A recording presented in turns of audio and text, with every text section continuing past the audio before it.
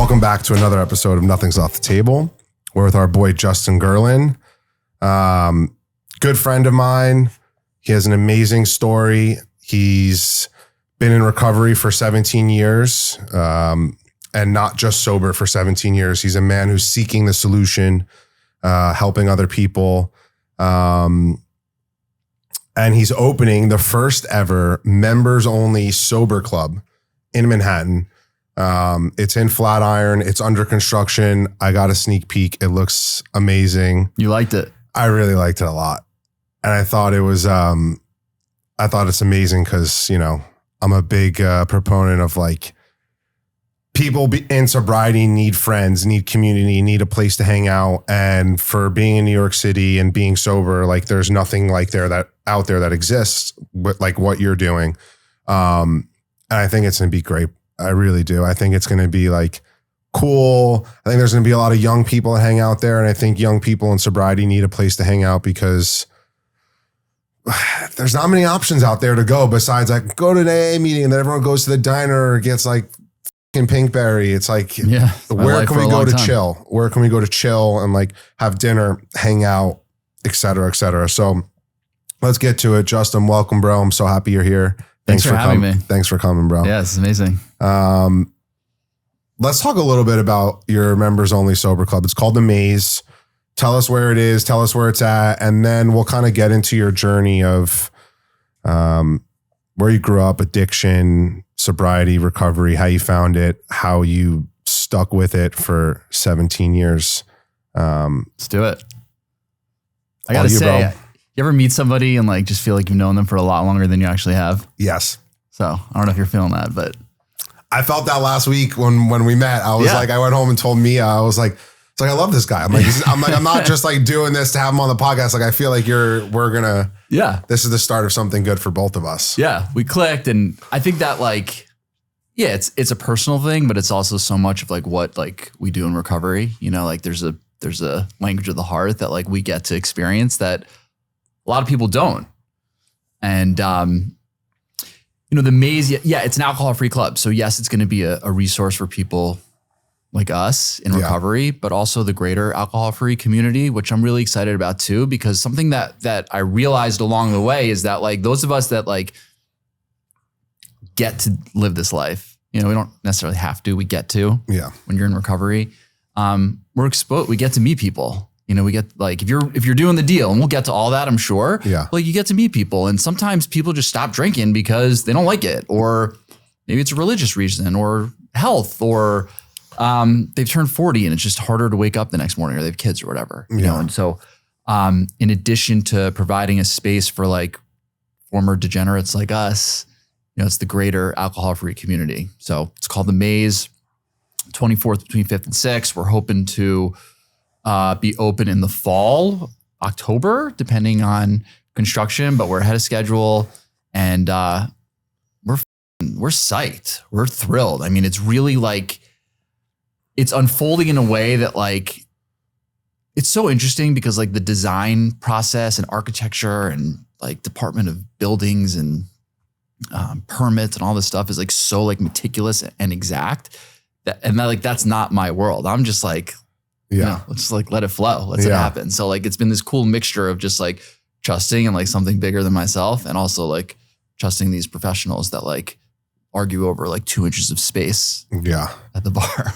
Being in the restaurant business, I can tell you that those 2 inches of space, you'll realize once all of the nuts and bolts come together, that 2 inches of space is massive on both sides. We're considering moving our bar back to have more space for tables and chairs. Like it really, and it's like moving it back like 8 inches. Yeah.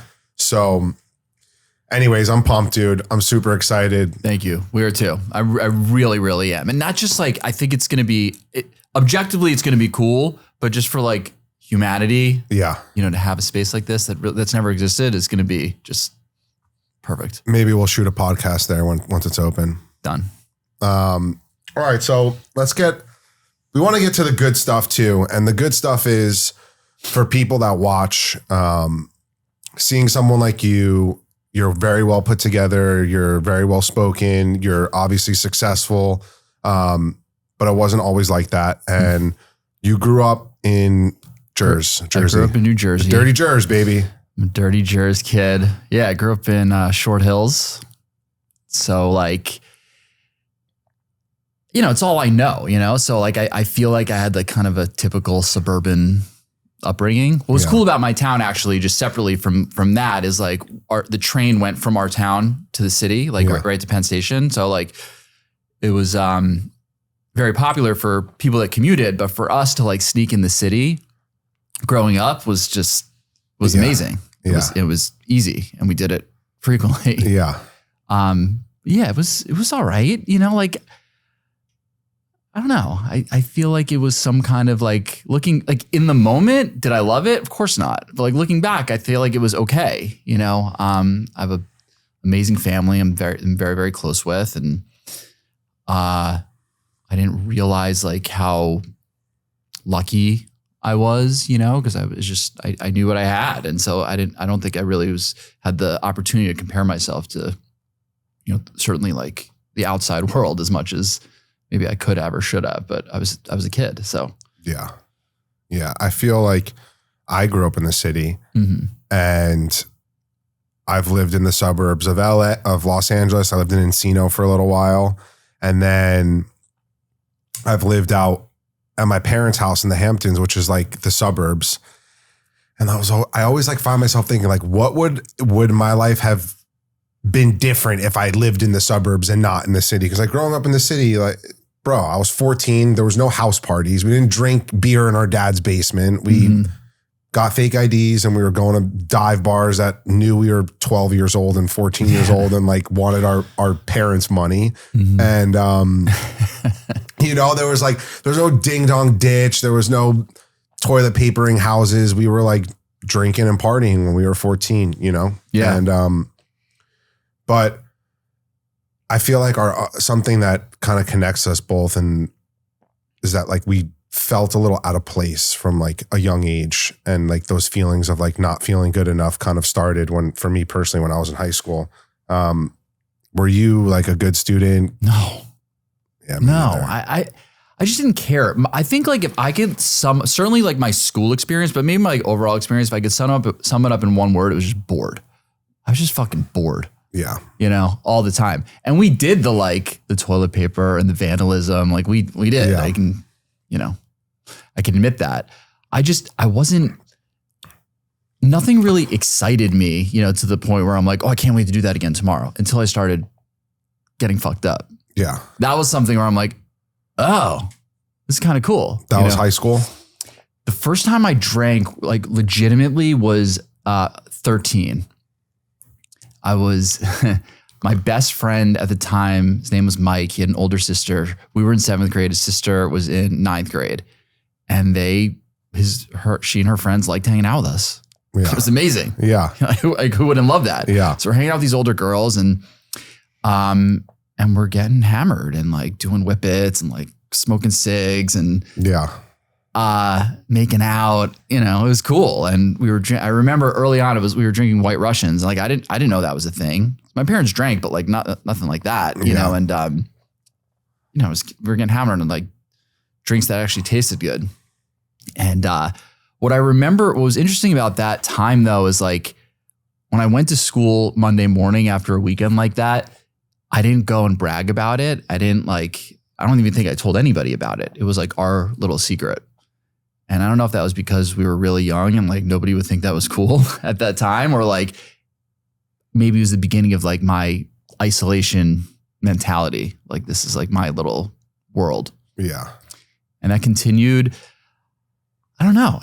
It stuck. I mean, I don't think it was a consistent thing, but I certainly like had a knack for it. And I was hooked to the feeling to a degree. Were you ever experimenting with like any hard drugs in high school? Yeah. Yeah.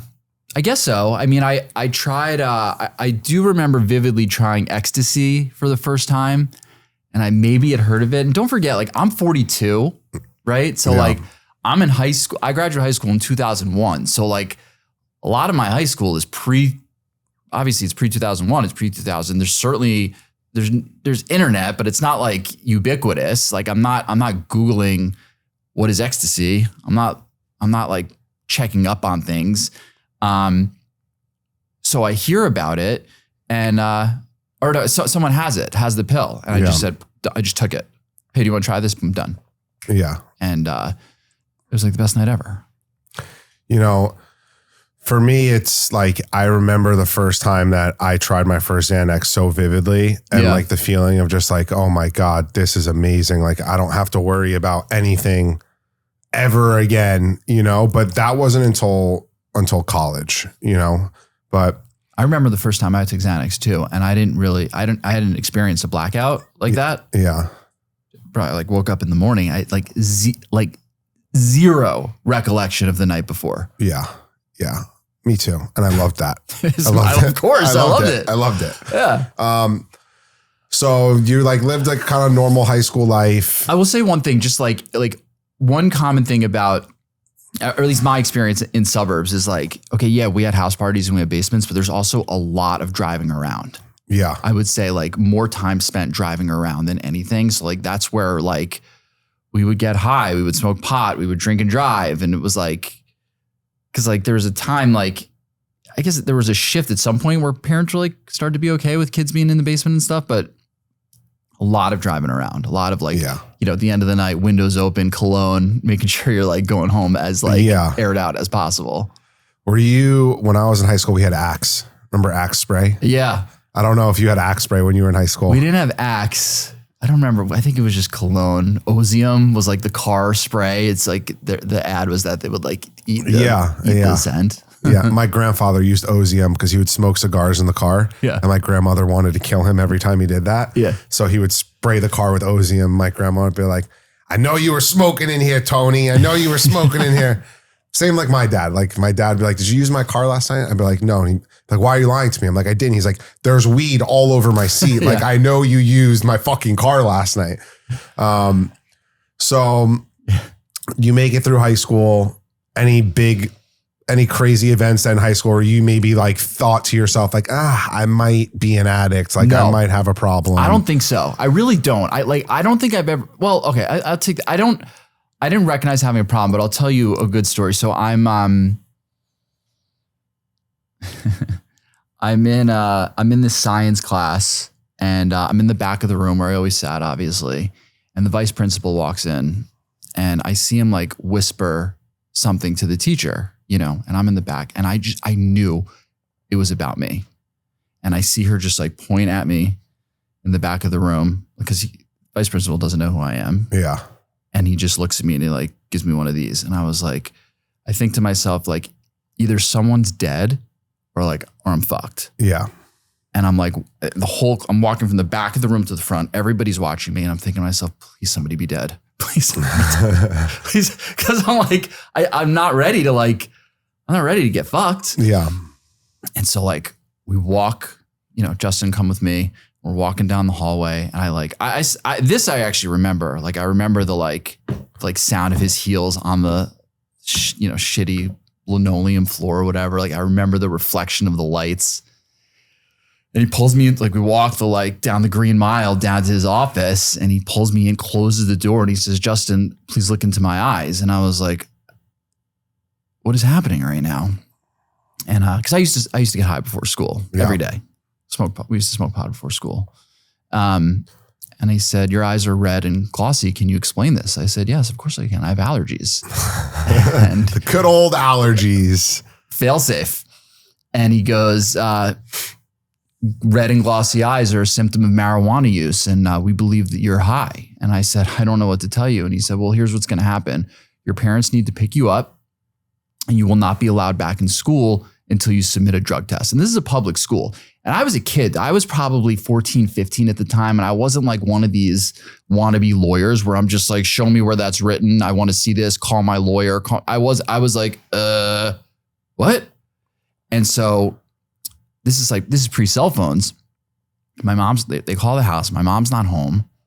And I had to sit in his office all day waiting while he ate like a fucking disgusting tuna salad from the cafeteria, you know, and he's like, do you want something to eat? I was like, no. So finally, like, and I'm there for hours just sitting there. my mom finally calls and shows up. He explains the same thing to her. She walks me out of the school and we're going to the pediatrician to get a drug test. And I stop her on the front steps of the school. And I just said, Mom, I'm not gonna pass the drug test. I don't know what to tell you. Yeah. And she's like, well, we got to go do it. We got to get this test. And go to the pediatrician. I pee in a cup. I go back to school the next day. Not a word is spoken. Like it never comes up again. So from that day, I committed to stop smoking pot for, I think, 30 days so that I could submit a clean test. Yeah. And I did it. I drank probably like a fish for those 30 days because I knew I couldn't smoke pot, but I did it. I submitted a drug test, a clean one, and they never even asked for it. Wow. But like my parents were kind of proud of me, like a weird fucked up way, you know? But like the reason that story is so significant to me is just like, it was just like, I got away with it. Yeah. Like there's no record of it. I honestly don't even know if they asked for the dirty test or they certainly didn't get the clean test. I don't think. And I kind of got away with it. So did I think that I had a problem? No, I didn't. But like in looking back, like that was kind of a big deal. Like that was the first time you got into a situation with drugs or alcohol, and then the behavior was in a sense enabled. Yeah, or sure. I think or that's excused. Yeah, I think that's fair. And it's also like, yeah. And also just, I learned how to sneak around. I learned how to justify it. I learned how to like game the system to a degree. Yeah. Yeah. Addicts love to justify and game and manipulate. And like we like to go from A to Z by going A to Z. We don't like to go through the whole alphabet to get there. 100%. But the thing, what's crazy about that now, LJ, is like, now I get that, but back then I didn't understand what was happening. So once you get through high school, and I'm just saying this because I know a little bit of your story, you went to college at University of Vermont. Yeah. And I mean, I've been to Vermont. Yeah. There's not much to do in Vermont. So I feel like college is a great place. College could be a great place for a lot of people, but for me, college was where my addiction really started, with like really hard drugs and not being able to stop when I wanted to stop, and it really interfering with like my everyday life.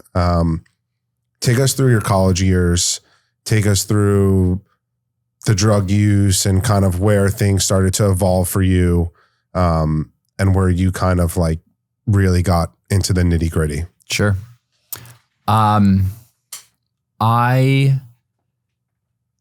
initial experience with, so I don't know if you remember the movie Blow, but like in Blow, he talks about, he went into jail with kind of a degree in marijuana use, and he left jail with a doctorate in cocaine. You remember? I don't know if you remember that line. But I do remember that line. Yeah, I do. So I kind of felt like I had friends in high school that liked to party for sure. I had a couple guys that were like ready to get after it. But like when I got to college, it was like, okay, it's on. It's fucking on. And it was amazing. But like you got to remember too, like it was like on paper it was kind of bad, but like it was still fun. And so about a week or two into my freshman year, was 9/11.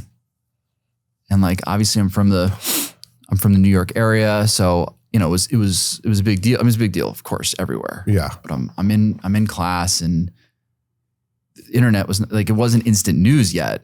So I went to class that morning, and, someone came in about like, I heard a plane flew into the Twin Towers, and like the way it was described, it was like an accident, like a wing clipped it or something like that. I didn't even think twice about it. I get out of class, and like campus is like buzzing. So I was like, what the fuck is going on? So I went to my next class though, and they made an announcement like, class is canceled. There's a national emergency. Everybody go home. So I go back to my room, and my roommate, who was like an old friend of mine, we had known each other for years. He's like sitting on the couch in our room, eating cereal, watching Comedy Central. And I like ripped the fucking remote out of his hand and put on the news. And it was like, it was on. Yeah. So our response to that was to take acid and go into the woods. You know, why not? So we did. And we had an awesome day. We were just like hiking around and tripping, and it was cool. And then we get back, and this guy like stumbles into our room. I'd never seen this dude before. Not once. Stumbles in. I've also, at that point, I don't think I've ever seen anybody as fucked up as this person was. Yeah. I didn't even know what he was on. And he goes, are you guys into weird drugs? And I was like, I don't even know what that means, but yeah, let's do it. And so he pulls out this I don't know what made me just think of this. I haven't thought about this in such a long time, but he pulls out this like little glass, like test tube kind of thing, and like opens it, and like it just smells like you could smell it from like across the room. We're like, what the fuck is that? And he said it was dust. And so like what you're supposed to do is like kind of like like stick a joint or a cigarette in it, and it like soaks it up. I don't know if you have experience with this, but he drops the fucking thing in. Like, and so the thing is loaded. We go outside, get high. It took us like an hour to like get back into our room. And I was fucked up, but like we're trying to come down. It's like the sun's coming up, and like we put the TV on, and like the only thing that's on is 9/11 stuff. And at this point, as opposed to when I last had the TV on a few hours earlier, now like there's like real images of what happened. Because I don't know if you remember, like in the beginning, it was almost like satellite images of the plane hitting, and which was shocking in itself. But now it's like stuff starts coming in, and I remember distinctly having this feeling like the world was ending, like we're done for. Because like I had been, like my mind had been like so twisted and all over the place for so long. And I thought the world was ending. And I feel like that was like a turning point, because I was like, I don't know if my brain can handle this. Like there's just so much happening. But like my pattern also started to become like, but by the time I slept it off, I was good. And I was like ready to, I was kind of ready to go again. And so I think that's like a part of my story too, where it's just like, sure, I'll try that. Yeah, sure. What is that? Okay, sure. Like the same thing with like ecstasy back in high school. Like I didn't even know what it was, but I took it. And that's how my friends were too. Yeah. Yeah. That's kind of how everybody was. You didn't like feel like was your mind in a place where you like felt more accepted when you did drugs, or it was just like you genuinely just enjoyed trying new things and getting fucked up, and then I think it was kind that. of just I think it was that. Evolved from that. That's an interesting question. Like I definitely wasn't going to be the guy who was like, nah, I'm good. I'll stick with the Bud Light. Yeah. That was definitely not my vibe. I never thought about it as like, I'm going to be cool or I'm going to be accepted. It was just like, it was almost like this is just the way it is. Yeah. And, and that lasted for a minute.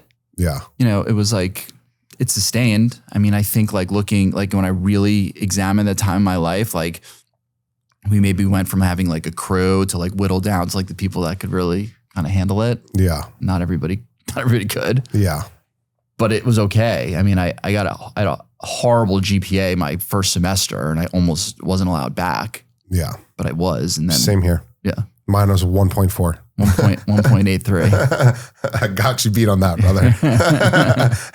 And I tried hiding they sent a letter to me basically saying like you're on academic probation the second semester. And I knew that a letter was coming home in the mail to my parents. So like I was like, my winter break, I was stalking the mailman to try and intercept it. And then by the time I got back to school, then the letter showed up. Of course. But yeah, I mean, so you're doing all this, you're trying new things. And what did you try heroin in college for the first time? I got into opiates in college. I was like really into like I'm really into live music, you know? So I was like very much into like psychedelics and ketamine, and we would like UVM didn't have a football team. So like we would go on tour. We would like go to see, we would go see music. That was like our version of like going to the fucking Rose Bowl or something like that, that other schools might have, which only like made everything a little bit more normal. And I had a fear of opiates. I think like I knew, and this is pre-opiate epidemic, like from what it really became. And I had a fear of it. I really do remember the first time trying an oxy. I hated it. It made me ill. Yeah. It made me sick. And I was like, it's not for me. Which was interesting because like every other drug I had tried previously, I was all in on. And we were drinking too. Don't get me wrong. I mean, it was like, there was never really like a sober moment. Yeah. My second semester back after the 1.83, I had a 2.5, and that might as well have been a 4.0 to my parents, like that, because it was so much better. Yeah. They were psyched. And so I think one other thing I think is interesting to tell here is that like I had a friend who's since passed away of an overdose. But that freshman year when like, that I've kind of been talking about, his room was raided by the campus police or whatever, and they found like an empty vial of cocaine. And before understanding what the consequences were, he went and withdrew from school so that like they didn't have the opportunity to kick him out. And he went to rehab. And he was getting picked up by his parents on like Sunday or whatever. And we partied from Thursday to Sunday, no sleep, and like walked him to his mother's car. And that's the first person I really remember going for help, which I think is kind of an important moment. Like it didn't seem important at the time, but I think it was. And it's actually interesting that he ended up dying. And when I found out he died, or when he died, was when I was actually in rehab many, many years later, which we can get to, but weird, just like weird synchronicities. Yeah. I've lost a couple of friends to opiate, overdoses, and yeah, a lot. You can't, that's like, you can't predict when that's going to happen. And if you're an opiate user, it's Russian roulette every time, especially now with fentanyl. I mean, there wasn't really fentanyl when you were trying opiates. No. I never even knew the word. Yeah. And my tail end of opiate use was when fentanyl was starting to get really big. And like my oxys that I were buying, like one time they were easy to crush, one time they would just dissolve and disintegrate because they were pressed. And like that was like, oh, like I'm starting to get nervous. Like what happens if I get a bad batch, whatever. But yeah, so you graduated college. I graduated college, 4 years. I did it. I kind of like remained with like the same group of friends. I had a girlfriend kind of throughout that time too, who was also an addict. And I loved it there. I thought like for the 3.5 years for 3.5 years I was there, I thought I wanted to live in Vermont the rest of my life. It was like my speed, it was my style. It was like I was good to go. And then that last semester, I was like, I got to get the fuck out of here. Yeah. Because I really thought like it was, I never knew a sober person. I never knew, like the dude that went to treatment, he clearly did not stay sober. He went just to like clear his name. But I didn't know. I thought, okay, I'm going to move back home-ish or move to New York and like, I'll be good to go. And I also thought, dude, that like I could just drink, smoke pot, be normal. And I thought that was my path. So I moved here. I moved to New York shortly after graduating, and things did not get better. They got worse. Yeah. You moved into the city after college? Yeah. I moved in the city. Yeah. It's 20 years ago. Yeah. So I had about 3 years, like from between like graduating and living here and getting sober. I had about 3 years of like just continuing to spiral. Your 3 years, you get back and you're drinking and smoking pot. Things are kind of normal. And then no, they weren't normal at all. Got it. I thought they were going to be. They were never normal. Did you start using heroin like when you moved to the city? No, it was like the end of college, I would say, was when like the opiate thing was like really becoming bad. Yeah. And it just continued. Like I was fooled to think it was like a situational thing or a geographic thing. Yeah. That's what I expected. Yeah. The geographic thing is an interesting one because it's like I've moved to LA many different times to try and get sober. And then I'd move back and I'd go back and back and forth. Because I just wasn't hearing the message, and the message of recovery is everywhere, you know, but the message of addiction and the lure of what drugs and alcohol has is also everywhere. Like there's drugs and alcohol in every city, town, big or small. You can go and get high anywhere. Yep. But the flip side of it is you can also get sober anywhere. 100%. So I'd love to kind of just like hear about the first time you shot dope, because I've never personally shot dope, but one of my best friends, he shot heroin and coke for 7 years straight with actually his brother. Him and his brother did it together for 7 years straight, and they're both sober now long term. And the way they describe shooting heroin for the first time was like, I'll never forget it. He says it's like being kissed by the angels. And I'd love to kind of hear like your first time shooting heroin and kind of what your thought process was after the fact. And like, did you know at that point, like, oh, I'm fucked?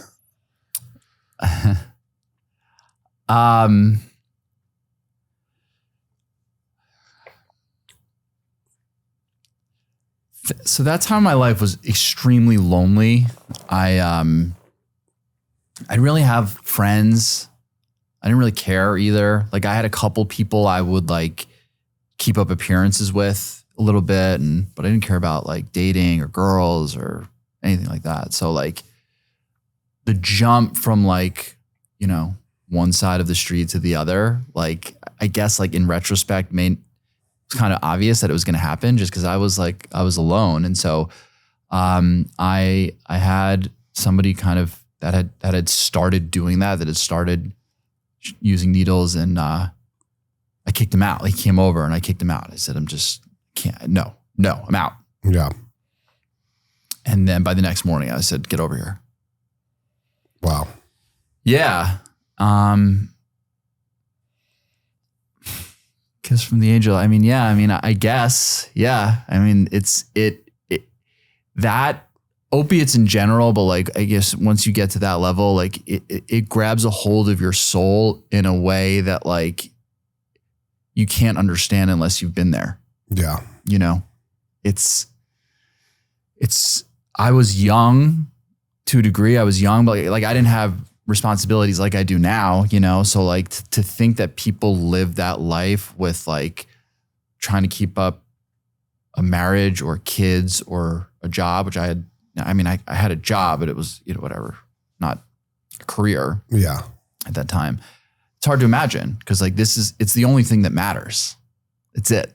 Yeah.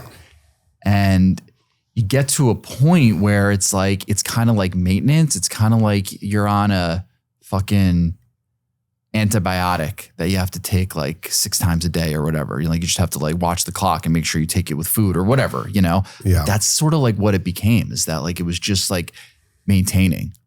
And I like, feel like I had this delusion that like, all right, this is the way it is.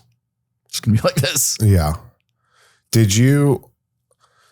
So how long were you shooting heroin for? About 3 years, 2 or 3 years, 2 or 3 years, something like that. And during that time, like your parents or your siblings, like they weren't seeing anything in you that were like, hey, Justin, like you look fucking off. Like there was one time this is earlier on. I think it was during college where we were out to dinner. I'm very close with my family. Yeah. They're the best, you know? We're out to dinner and I started to like nod off at the table. I didn't even realize, you know? And I remember my dad being like, you gonna stay awake through dinner? And I was like, oh, fuck. And this actually, I think was during college, and like, it was brutal. So then we get home and he just is like I see him from across the hall in his room and he like gives me one of these, you know? And I like walk in, he's like, what the fuck is going on? And I played it off like, listen, I was drinking beers this afternoon. Like, I know it's not a good look, whatever. So like, they knew that I partied, and like, it was like, I don't want to give the like appearance that like they were okay with that at all, because they weren't. They really didn't know. But like my house that I grew up in, the basement was like it was like the spot, you know? So like, especially as we got older, like, and it was cool too. Cause like you could enter the basement through the garage. So like I could have friends in and out and my parents would have no idea. So like for a long time, but like they knew I had people over, but they didn't really know what was going on. And when I was back home, like, I don't think it was as bad as certainly that it got. And like I said, I would keep up appearances. I would show up. I would be on my best behavior. I was kind of like working for my dad at the time. So like he would see me. I would have dinner with them frequently. So they didn't really know what was going on until they did. Yeah. You know. Tell me about the time where shit hit the fan. And I know you've told me already, but yeah, the story is, it's kind of like you kind of gave yourself up, but yeah, tell us about that day. And this is like, in looking back at this, it's like, I can start to understand where like my higher power is like involved. Yeah. Is there. I'm living, it was my first apartment. I was on 26th and 6th, which is like literally a stone's throw from where the maze is, which is kind of amazing. Yeah. And my sisters are coming over. Like we're going out to dinner and we're like meeting at my apartment and we're going. I'm the oldest of 4. I have 2 sisters. I have a brother. So I'm like the, leader of the pack, or supposed to be. And they ring the doorbell or whatever, and they come in, and instead of like a normal person like walking into the living room to like go chill, I like walked into the bedroom and they followed me. Just, I don't know why, but again, this is like higher forces are at work. And it was like a scene out of Pulp Fiction. It was like, I just gotten high and everything was still out. And my sister, Julie, and I like kind of make eye contact, like both look down and then like look up again. And I just like took everything. It was on a magazine. I just threw it under the bed. Well, like the needles and stuff. Yeah. Yeah. Mm-hmm. And I was spinning out. I was losing it because I was like, fucking party's over. Yeah. The dream has died. Yeah. And I was like trying to convince myself that it was in my head that she didn't see anything, but it was just obvious. And so I kind of pulled her aside and I just said, I don't know what to say. And she's just like, looks at me with disgust, kind of like, what are you doing, dude? Like, and I think I tried the like, it's not mine. And she's like, just stop. Don't make me look like an asshole. Yeah, that's not going to work. Not going to work this time. Nobody else lives here, dude. And I just said, you just give me a minute. I'm going to figure this out. And she didn't say anything at first. She like kind of kept it to herself. She admitted to me that she had seen something once before and never said anything. And a couple weeks go by and it's my 25th birthday. So I'm like having dinner with the whole fam and, I'm like, I don't know. I'm like, it's my 25th birthday. It's like kind of a big deal, like, and I'm just like trying to be myself. And I was, I had this like kind of thing on my hand, just like a bruise, abscess. From shooting dope. Yeah. And my dad, who's a doctor, sees it. And he's like he kind of like stops in his tracks. He's like, oh my God, what happened to your hand? Like with legitimate concern. Yeah. A child would have seen it and said like, are you okay? Do you need a Band-Aid? Yeah. He's a doctor and he sees it. And I said, I think I had this infection. I scratched it. And he kind of buys it. The only reason I say he buys it is because he was like, well, we need to get that checked out. He didn't say like, fucking tell me the truth right now. Yeah. And so, he probably never thought that his son would be shooting heroin. Probably. Yeah. Yeah, probably. Didn't even cross his mind that could be a possibility. I don't think so. Yeah. Yeah. So this is where the story gets good. So so he's like, you're going to come with me to the hospital tomorrow. Get that checked out because I'm going to see a patient. Come with me. We'll get it checked out. Let's figure out what's up. So I go to the hospital, get it drained, prescribe me some antibiotics. We walk out. And this is like, my birthday is January 25th. This is January 28th. Okay. freezing. And we walk out of the hospital and I like grab my dad's arm. But I couldn't get the words out. Yeah. I was going to tell him. The doc that like treated me didn't even say anything. Yeah. I get to my car and my sister texts me, what did the doctor say? And I said, oh, got antibiotics, all good. And she goes, if you don't say something today, I'm going to. I can't take this anymore. And I get high one more time, like we do. Yep. And she and I were both working kind of at my dad's office at the time. Whatever, we had a few things going on. I was like trying to go back to school. I thought I wanted to go to medical school, so I was like a chemist in one hand, and then like trying to take these science classes in another. And she gets to work, and she goes, "Let's go."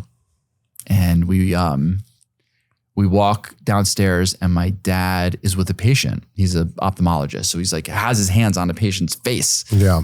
And I was just with them at the hospital 20 minutes earlier. Like we went, and he turns around fucking crying, and she's crying, and he's like, what is going on? And like, I don't know what's going through his head at this point. Did something happen to my mom? Did something happen to my grandmother? You know, like, and I said, I need to talk to you when you have a minute. And he just takes his gloves off and he like, you know, drops what he's doing. We go into his office, and he's like, what is going on? What is going on?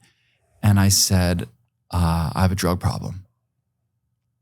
And like, dude, like the weight of the world just like fell off of my shoulders. You know, I had been dying to say those words out loud.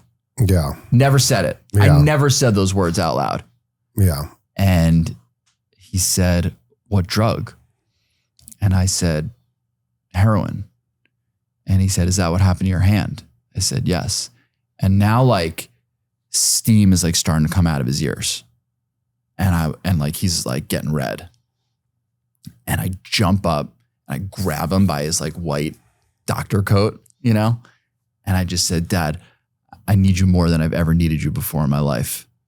And like the steam like went back in his ears, and the energy in the room just went like, and he just goes, all right, we'll figure this out.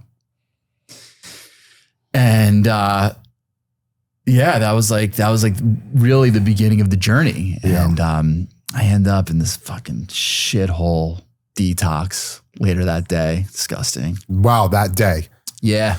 So you didn't really have to go through any of the painful. No, I did, dude. Oh yeah. Got it. The medication they gave me too early. I kicked hard. It was bad. My roommate, the place was disgusting, but like it was exactly what I needed too. You know, 'cause they didn't know. I had a family member who had actually been to this place in the psych department previously. So we went. And like I remember my appointment was at 5:00 that night, and the whole day it was like this weird balance of like I can't wait to go and I'm dreading to go. Yeah. And did you get high one more time before you went? No, I couldn't. I went. No, I wanted to, of course, but I didn't. Yeah. I didn't. I drove home. I drove to my parents' house. My sister followed me. Yeah. My mom's like waiting in the doorway, hysterical. I had to go through the whole story again. Yeah. She didn't let me out of her sight.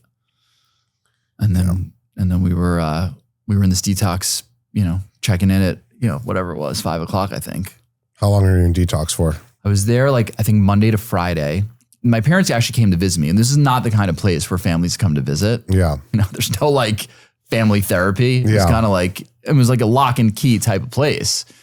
But they came to visit, and they said, so while I was in there, they started kind of, I guess, doing a little research on like what to do. Yeah. They humbled themselves, and they started being honest with some people that they trusted. And they said, we found this psychiatrist. We're going to pick you up on Friday. We're going to go straight to his office, and we're going to do exactly what he tells us to do. Okay. And I just said, yeah, fine. Yeah. There's no more fight left. No. Or is there a timing on this? No. We're good. We're good. So they picked me up this Friday, and the Super Bowl was Sunday. Giants, Patriots. Wow. The undefeated Patriots.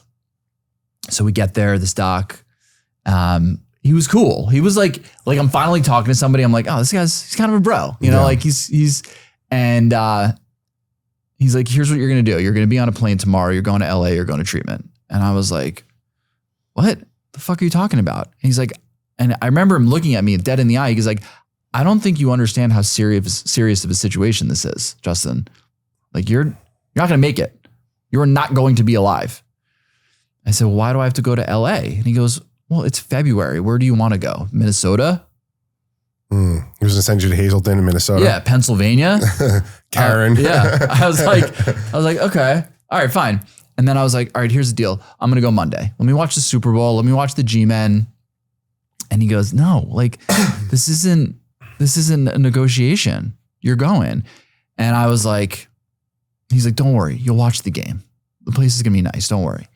And I was like, fuck it. Fine. Let's just go. Yeah. And he says to my dad, call this dude Joe. He'll take care of all the arrangements. You don't have to do a thing. My dad in the moment calls this guy Joe. Joe's like, someone will be there to pick him up tomorrow. So I have to make it through the night. And Are you kicking at this point still? No, I'm good. I'm good now physically. Yeah. Mentally, I'm a fucking disaster. Yeah. But like physically, I'm good. Like, I felt that's the amazing thing about sobriety is that like, you know, you can convince yourself like, well, I already made it through it. I can do this again anytime. Yeah. Like, even though like when I was in it, I was like, I never want to go through this again. But I had to act quickly. Like I was a liability. What were those withdrawal? Like what were your withdrawal symptoms? The worst is the leg pain. I don't know if you remember that. Yes, I do. The leg pain is feels like your bones are trying to come out of your legs. Horrendous. And then meanwhile, I'm on these like horse pill antibiotics, you know, for my hand. Yeah. But I had no appetite. So like I have to take them for my hand to heal, but I have nothing to like absorb them. So I'm getting nauseous and like throwing up from the pills. Yeah. Horrible. The dudes in this detox, I got to say, were pretty fucking funny though. You know, like I don't remember if I said this, but like my roommate had like 3 kids with 3 different chicks. He was like 18 years old, you know, like not the people I grew up with, quite frankly. Yeah. But it's cool. No judgment, obviously. Anyway, the next day, this woman, Donna, who, you know, ended up becoming an angel in my life, comes to pick me up, transport me to treatment. And doorbell ring. We're like waiting in the front area, the foyer, and like bags are packed. I didn't even have any of my shit. Like I didn't when I left my apartment that Monday morning, I was fully intending to go home at the end of the day. Yeah. But instead I ended up at my parents'. So like I had to like piece together the like clothes that I had there. And I didn't have much. Yeah. And this woman rings the doorbell and she sees like everybody's like in the front. And she looks at me and she goes, Justin? I said, yeah. She goes, let's go. Grabs my shirt and just pulls me out. Doesn't even come in. Pulls me out the door. My mom's like, what the fuck is going on? You know, like freaking out. And she was just, we're so close to this day. She had 13 years sober at the time. That was like, I don't even think I knew that like you counted years of sobriety. Like that's how, you know, clueless I was. We get there. And it was really late Saturday night when we landed. Everybody's asleep. I go to sleep. I wake up and it's Super Bowl Sunday. And you know, like when you go to a new place, like, I don't know if you relate to this, but like, I felt like everybody knew each other, you know? Yeah. And I was like the new guy. Like I felt like such a, and I was still like kind of kicking and I was just a mess. Yeah. I was like, fuck. I was giving myself the finger in the mirror. Yeah. I was like, what do you do? Like, where? I'm in Los Angeles, fucking rehab. Yeah. You know, like how did I get here? What is happening right now? Like, it was just my birthday the other day. Yeah. And, whatever. I'm like trying to meet everybody and like doing my thing, but I don't feel well. And I'm just like miserable. And anyway, fortunately, the game is on like 3 hours earlier, obviously there than it is here. And so we're watching the game and, you know, the Patriots that year were like the greatest team of all time. Yeah. They were undefeated, highest scoring offense. You know, it was the Randy Moss year. And the Giants were like this wild card team and weren't supposed to be there. And they end up winning this game, right? And I wasn't like, football was like I loved it. I like the Giants, but like I'm not like following the whole season, but like this became such a pivotal thing for me. Yeah. I don't know if you remember like the helmet catch was like this. Of course. Yeah. Right. And they win. And I'm like I'm speechless. I was just like, holy, like I felt like they won the game for me. Whatever, a week sober, maybe. No, not even. I'm like 6 days, like clean. Yeah. I'm across the country from anybody I know and love. I'm giving myself the finger in the mirror. I hate everything and everybody. And then the Giants win. And don't forget too, separately, which I never really thought of, was like I went to school in New England, so the Patriots were like gods. Yeah. You know, and New England fans were the fucking worst. Boston fans.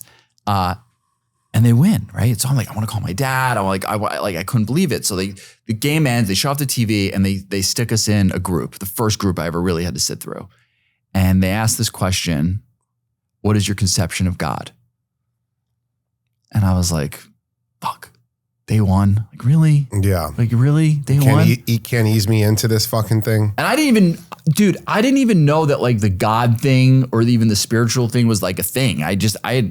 I thought for so long, like you just either like you get high, like you do drugs or drink or you don't. Yeah. I didn't know there was like degrees. And it comes around to me and I said, I don't know what that means, but I do know that the Giants just won that game and like I can believe in that for now. And like I got a little bit of a laugh and I didn't realize like how meaningful it was, like really my second step right there in that moment, because I was like willing to believe that like things might be okay. Yeah. Yeah. So how long were you in Promises for? I was there for 30 days, something like that. And then when you were in there, were you willing to accept the concept of a power greater than yourself? And were you willing to accept this idea of like being sober forever? Or did you have reservations like, all right, I'm going to go back home. I can drink. I could probably smoke some pot. And like, I know obviously I can never fucking shoot dope again. Yeah. Or were you like, when you were in there, did something click for you where you were like, yeah, like I love this idea of recovery and sobriety and AA and no, I think like what clicked is like, I made some good friends. Like, you know, when you're in rehab, like you have some good laughs. There are some funny motherfuckers. And it's like, you guys are in treatment together. You're sleeping in this, like, you know, under the same roof. And then also at the same time, you guys are talking about very like vulnerable shit while you're in there. And so like you're in with these people for 30 days, but like by the time the 30 days is up, you literally feel like I've known this person my whole entire life. You're my family. Like I'll take a bullet for you type of love. I've had that experience going to treatment. So yeah, I definitely know that. So like I had that exactly. Yes, you nailed it. I had that stuff. Like we have these laughing attacks where like my sides are hurting and I was like, oh my God, I miss this. I need this. Yeah. So like I had like enough of that stuff where I'm like, all right, maybe this is okay. Like, wow, you can still, like I hadn't laughed in years, dude. Yeah. You know, I like that, like true, like legitimate, like uncontrollable. I think I had reservations. I think I thought like, all right, I'm not going to do drugs. Certainly not going to like shoot dope, but like I'll drink, you know, learn to drink like a gentleman or whatever. Yeah. Yeah, I think that was probably where I was at. So you come back to New York. Yeah. I think if the other thing I got to say is like, and you asked me this the other day when we were talking, you were like, did your parents try to become like addiction experts? And they really, I got to like give them credit. They did an amazing job of like asking for help and like trusting professionals. Yeah. Cause like if they didn't, I would have probably moved under their roof. They would have like monitored me and I would have started the whole cycle again. Shout out mom and dad, because when my journey started, my mom really tried to become like an addiction specialist. But I think this will kind of segue into what I really love talking about, which is nobody can cure us, there is no cure for addiction. You know what I mean? There's a way to live a normal life in recovery, in sobriety, and not be obsessed or have the obsession of wanting to drink or use again. But there's no magic pill. There's no like, go see this doctor. He's going to fucking cure you. You know, it's a daily thing. And I find your story very interesting for me personally, because it took me fucking 8 years to get 1 year of sobriety. Whereas it took you one time where you go to treatment, you come home and you can talk about your own process, but you got it. You've been sober 17 years since you got home from treatment that time. And bro, my parents should own a treatment facility, maybe multiple, with the amount of times I've been to treatment. And there was really only one thing that worked. It was when I fully surrendered and said that I have to take suggestions, and that there's only one way of doing this, and that's the way of AA for me personally. You know, I know people that, you know, did drugs and got sober and don't go to meetings and whatever. That I'm glad it works for them. But for me personally, like if I don't go to meetings, like I can't stay sober. So I'd love to kind of hear about your journey back in New York and getting integrated into AA and what worked, what has worked, what didn't work. And then kind of how the maze evolved from your last 17 years. Sure. Yeah. So interesting. Like I think about this stuff, of course, you know, I really think about it like in January, because my birthday and my anniversary are like still a couple of days apart. So like I do get very reflective around that time of year. But I haven't thought about it to like this depth in a while, even though I do share my story a lot. I really talk about my recovery more, which is I think where we're going now. The like phrase that they tattooed on my brain when I left treatment was don't drink, go to meetings, don't drink, go to meetings, don't drink, go to meetings, don't drink, go to meetings. So I took that very, very literally. Yeah. I didn't drink or use. And I went to a shitload of meetings. 2 a day, you know, I would go and kind of, I got off on the applause, and I loved doing my day count, and I kind of liked being the new guy and like getting attention. Recovery is amazing. AA is amazing that like you could you crawl into those rooms, like the lowest point of your life on the heels of fucking detox or fucking overdose or DUI or whatever. And like you're getting applause for being a degenerate. Yeah. It's incredible if you think about it. And then, like I always did, I got bored. I got bored. You know, I couldn't deal with like another sob story of like, poor me or my cat died or whatever, you know, like, because you sometimes you hear that kind of shit. But I wasn't participating. I was just sitting there, you know, like if the meeting was at 2:30, I would get there at 2:29. I was out the door at 3:01. And I kind of stopped going. I just, I didn't like make the decision. I just like all of a sudden like time started flying by and I like wasn't going anymore. And I would like pat myself on my back on my anniversary. And I think I'd probably go to a meeting on my anniversary, stuff like that, but I wasn't going. And then all of a sudden I find myself with 3 years sober and I was at like the lowest point of my life. Miserable, dude. Just like, what is the point of this? And I didn't want to get high. I knew I couldn't, but like, I didn't even want to. But I knew I didn't want to feel this way. And I ended up picking up the phone and called somebody whose number I still had and just said like, why do I feel this way? I don't understand. I got 3 years sober. And he said, come meet me right now. And I ran out the door. I met him, coffee. And he said, although physically free from drugs and alcohol for 3 years, which is amazing, mentally this disease is running wild in your head and spiritually you're a fucking dead man. And he became my first sponsor, my first real sponsor. Took me through the steps, helped me to understand like what AA really is. And it's a lot more than just like sitting in that meeting from 2:30 to 3:30. And it was, 3 years of sobriety is like a major turning point, like maybe like the most significant turning point in my life. Yeah. Because that's when I like really woke up. That was like Wizard of Oz from like black and white to color. Yeah.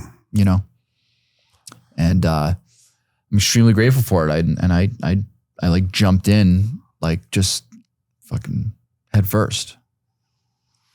Do you feel like that was the turning point for you're 17, so the last 14 years have been a lot better because you've really dove into the program? And yeah, there's been ups and downs. So it's like a long period of time. And I've had, it hasn't been a straight line by any means. This is like my personal, stuff. Like, and then like I kind of started a career working in the field of addiction, and I ended up going to grad school, got my master's in social work. And like, it's weird because like the two worlds like intertwine, which can be cool, but it also can be dangerous. So like, here I am, like professionally, like living this life, like, but am I practicing what I preach? But yeah, I think that's like the insignificant turning point to like show me like what it's not just about staying clean. I'm very proud of my 17 years. Don't get me wrong. It's amazing. Like I believe one day is a miracle for people like us. Yeah. But what are you doing with the time? That's really what it's about.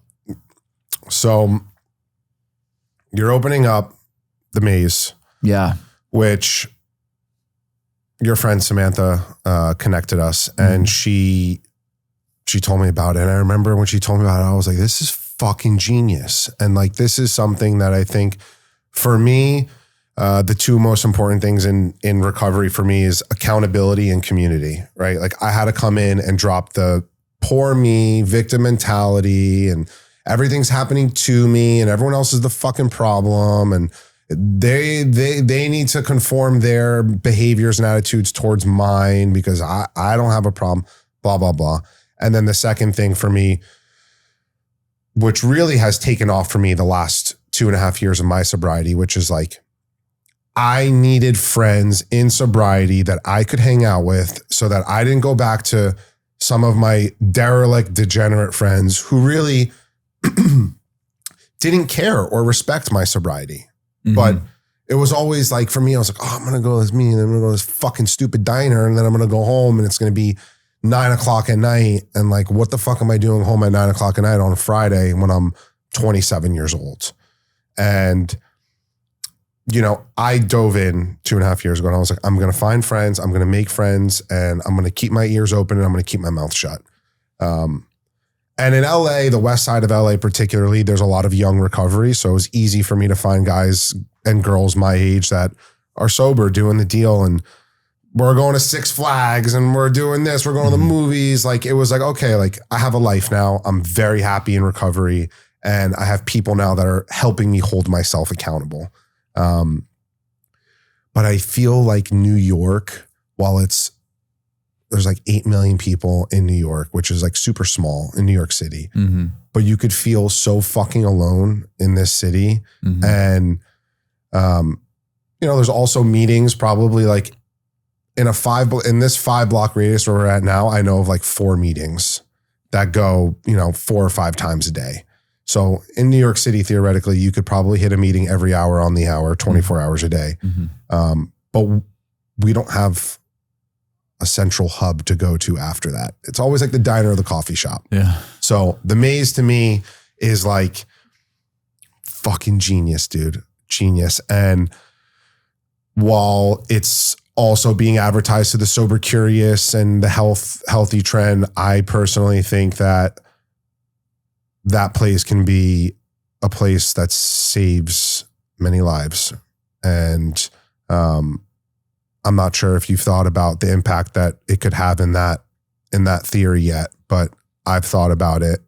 And I've thought about friends who have tried to come in and get sober and like, this is not for me. But if I could take my friend to the maze who's thinking about getting sober and see a bunch of young guys and girls who are hot girls or whatever, just like kids hanging out. Yeah. It might be like, oh shit, I might give this a try. And then I become friends with Justin and LJ and this person, that person. And they're like, oh, we're going to go to the maze. We're going to have dinner. And then we're going to fucking 9:00 on AA meeting on a Friday night. Then we're going to go back to the maze because they're having whatever. So what's your plan there? What are you thinking about doing there events wise and kind of your vision for the maze? Yeah. I mean, I have thought about all that stuff. The vision initially was really just being the hub. the place to go, you know? Yeah. Cheers, where everybody knows your name. Like that was kind of like what my dream always kind of was, that like it would just be like where everyone kind of showed up like after the meeting or, you know, whatever. Yeah.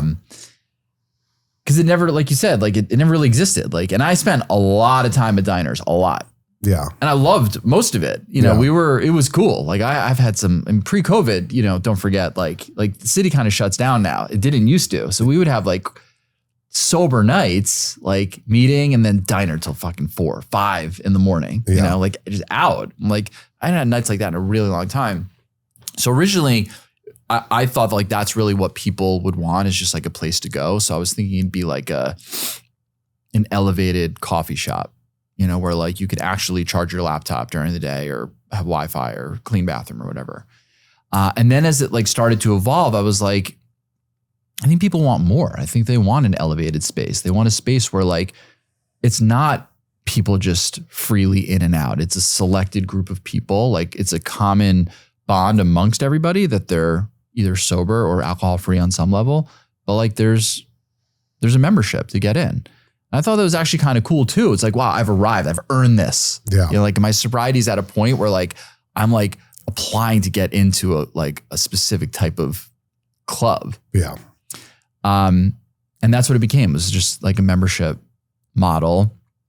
And I did a lot of research about like what people really wanted. And some people, or like myself, were just wanted to fucking come and hang out. Yeah. You know, just come and just chill, meet people. So, you know, it's gonna be a fully operating restaurant, breakfast, lunch, dinner, a lounge area with TVs, couches, pool table. So like you could finish your meal and then hang out and shoot pool, watch the game, whatever.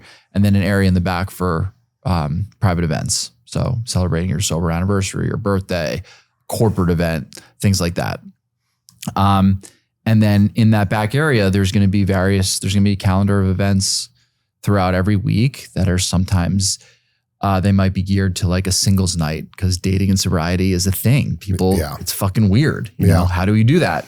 You know, learning how to do that, meeting people, board game. We're doing something called the Cornerstone Dinners, which is going to be like a closed dinner of like-minded people, like around a specific topic. So maybe it's a book, maybe it's something a little bit more recovery focused, certainly not AA, because this AA is very sacred to me and I wouldn't mix the two worlds, but like there are elements of recovery that needs to be discussed. Maybe there's sober curious people that do think that they have a problem and they never really addressed it. So we'll be able to do all that kind of stuff. And I think the place is going to be objectively cool.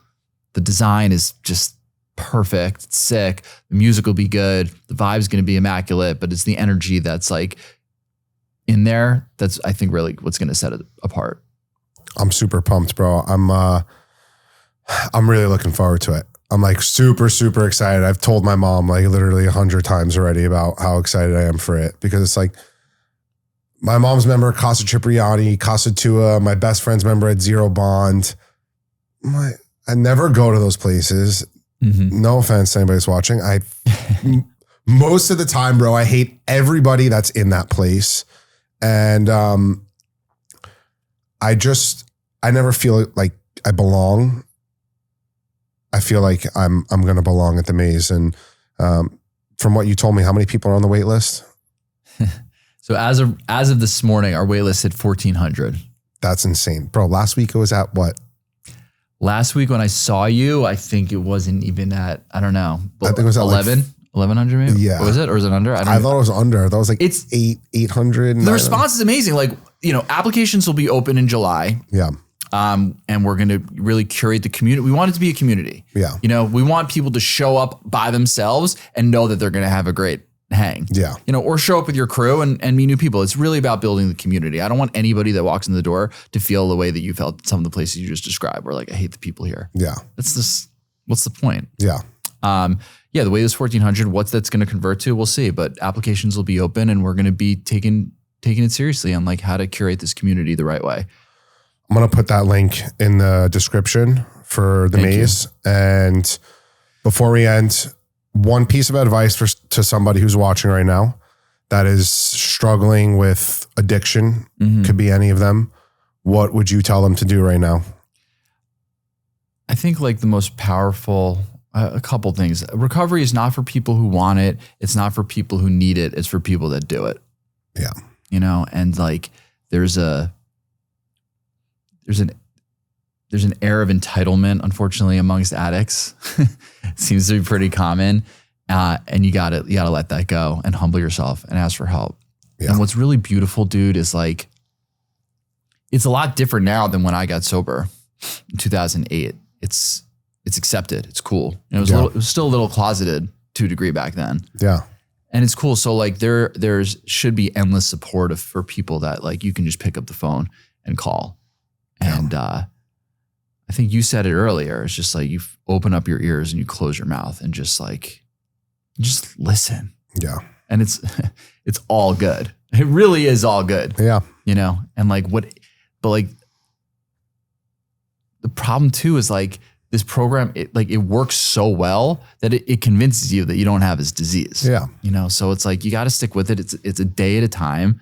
We're not cured, but recovery is certainly possible. And, saved my life. I wouldn't be here. And then, the ripple effect of like your recovery, like how it can affect other people moving forward is just such a beautiful, beautiful gift. Bro, appreciate you coming on. Thank you. Super excited for the maze. Thanks. And Justin Gerlin, everyone, the maze applications open up in July.